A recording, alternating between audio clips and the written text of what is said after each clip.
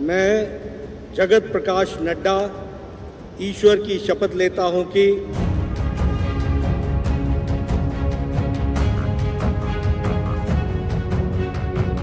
BJP ರಾಷ್ಟ್ರೀಯ ಅಧ್ಯಕ್ಷರಾಗಿ ಯಶಸ್ಸು ತಂದುಕೊಟ್ಟಿರುವ ಜೆಪಿ ನಡ್ಡಾಗೆ ಮಂತ್ರಿಗಿರಿ ನೀಡಲು ಬಿಜೆಪಿ ಮುಂದಾಗಿದ್ದು, ಅವರ ರಾಜೀನಾಮೆಯಿಂದ ಇದೀಗ ಬಿಜೆಪಿಯ ನೂತನ ರಾಷ್ಟ್ರೀಯ ಅಧ್ಯಕ್ಷ ಯಾರು ಎಂಬ ಕುತೂಹಲ ಮೂಡಿದೆ.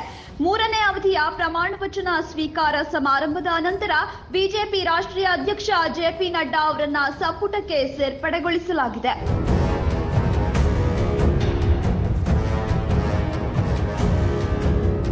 2014ರ ಮೋದಿ ಮೊದಲ ಅವಧಿಯಲ್ಲಿ ಆರೋಗ್ಯ ಮತ್ತು ಕುಟುಂಬ ಕಲ್ಯಾಣ ಸಚಿವರಾಗಿದ್ದ ನಡ್ಡಾ 2020ರಲ್ಲಿ ಬಿಜೆಪಿ ಅಧ್ಯಕ್ಷರಾದರು. ಈಗ ಮೋದಿ ಸಂಪುಟಕ್ಕೆ ನಡ್ಡಾ ಎಂಟ್ರಿ ಅಚ್ಚರಿಗೆ ಕಾರಣವಾಗಿದೆ. ಬಿಜೆಪಿ ಅಧ್ಯಕ್ಷ ಸ್ಥಾನದ ಅವಧಿ ಸಹ ಅಂತ್ಯ ಆಗ್ತಿದೆ.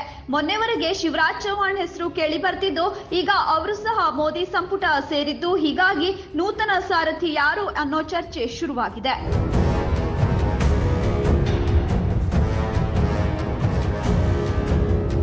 ಗುಜರಾತ್ನಿಂದ ರಾಜ್ಯಸಭೆಗೆ ಆಯ್ಕೆಯಾಗಿರುವ ಪ್ರಕಾಶ್ ನಡ್ಡಾ ಪ್ರಮಾಣ ವಚನ ಸ್ವೀಕರಿಸಿದ್ದಾರೆ. ಹಿಮಾಚಲ ಪ್ರದೇಶದಲ್ಲಿ ಶಾಸಕರಾಗಿದ್ದ ಇವರು ಮುಖ್ಯಮಂತ್ರಿ ಪ್ರೇಮ್ ಕುಮಾರ್ ಧುಮಲ್ ಸರ್ಕಾರದಲ್ಲಿ ಅರಣ್ಯ ಮತ್ತು ವಿಜ್ಞಾನ ತಂತ್ರಜ್ಞಾನ ಖಾತೆಯ ಸಚಿವರಾಗಿದ್ರು.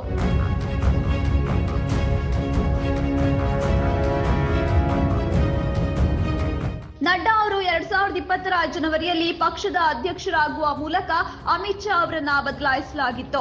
ಆದರೆ ಹಿಂದೆ ಪಕ್ಷವನ್ನ ಮುನ್ನಡೆಸಿದ ಇತರ ಮಂತ್ರಿಗಳಲ್ಲಿ ನಿತಿನ್ ಗಡ್ಕರಿ ಮತ್ತು ರಾಜನಾಥ್ ಸಿಂಗ್ ಸೇರಿದ್ದಾರೆ. ಲೋಕಸಭಾ ಚುನಾವಣಾ ಫಲಿತಾಂಶದ ಬಳಿಕ ಬಿಜೆಪಿ ರಾಷ್ಟ್ರೀಯ ಅಧ್ಯಕ್ಷ ಸ್ಥಾನಕ್ಕೆ ಜೆಪಿ ನಡ್ಡಾ ರಾಜೀನಾಮೆ ನೀಡಿದ್ದಾರೆ. ಅವರ ಅಧಿಕಾರಾವಧಿ ಇದೇ ತಿಂಗಳು ಮುಕ್ತಾಯಗೊಳ್ಳಲಿದೆ. ಮುಂದೆ ಬಿಜೆಪಿ ರಾಷ್ಟ್ರೀಯ ಅಧ್ಯಕ್ಷ ಸ್ಥಾನಕ್ಕೆ ಯಾರನ್ನ ಆಯ್ಕೆ ಮಾಡಲಾಗುತ್ತದೆ ಅನ್ನೋದನ್ನ ಕಾದು ನೋಡಬೇಕಿದೆ.